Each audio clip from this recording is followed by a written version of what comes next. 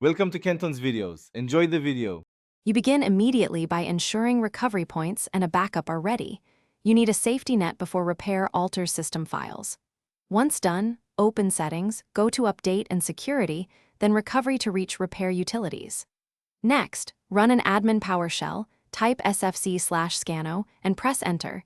This checks and repairs corrupt system files automatically. You do this first because it fixes common integrity issues fast, and it informs whether deeper steps are required without reinstalling Windows. Once SFC reports issues or cannot fix them, you run dism to repair the Windows image.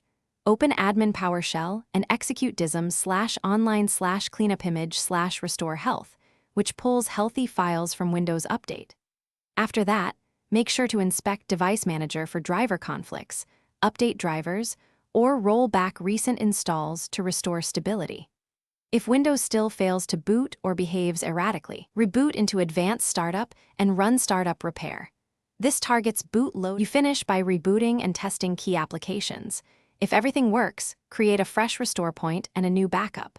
If problems persist, use Reset This PC with Keep My Files or perform a clean install as a last resort. These remove persistent corruption and return Windows to factory condition. If something goes wrong, boot into safe mode, record any error codes, and check Event Viewer for recurring faults. That diagnostic data guides the next action or a targeted driver replacement. Thanks for watching. Consider subscribing if we helped you.